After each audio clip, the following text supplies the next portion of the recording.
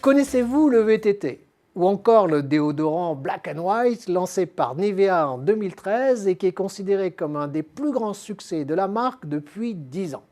On pourrait continuer avec la bouilloire pour randonneurs, la boisson énergisante Gatorade, voire encore le siège auto adaptable au vélo. Tous ces produits ont un point commun, c'est qu'ils ont été inventés et mis au point par des consommateurs comme vous et moi.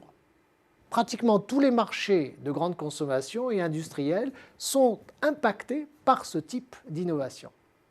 Alors, des recherches menées en France par Linda Hamdi Kidar et moi-même, et d'autres menées en Angleterre et au Japon, ont montré que 2% à 5% des consommateurs ont déjà créé un nouveau produit et 6% d'entre eux ont déjà modifié un produit existant. Et ce sont ces consommateurs inventifs qui sont appelés des lead users.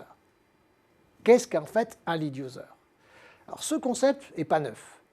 Il résulte des travaux du chercheur américain Eric Von Hippel qui ont été menés dans les années 80.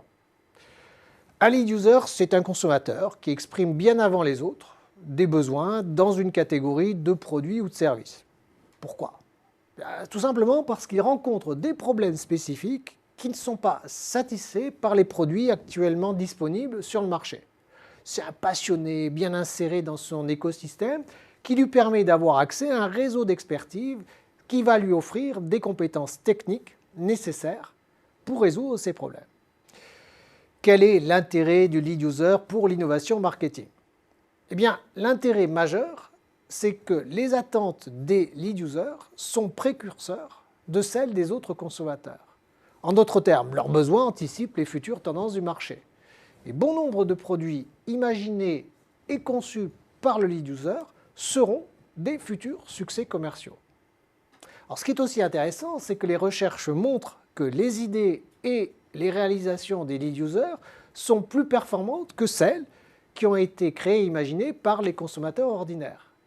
Ainsi, au début des années 2000, des expériences menées chez 3M ont montré que le chiffre d'affaires prévisionnel généré par des groupes de lead users est en moyenne 8 fois plus élevé que celui résultant des groupes de travail traditionnels.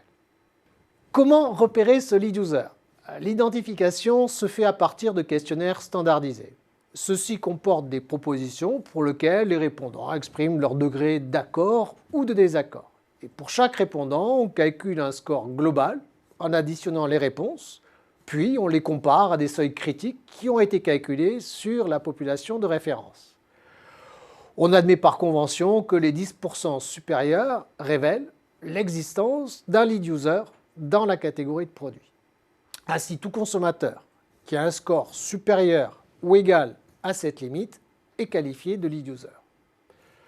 Maintenant, il ne vous reste plus qu'à le convaincre de participer à votre prochain groupe de projet pour l'innovation.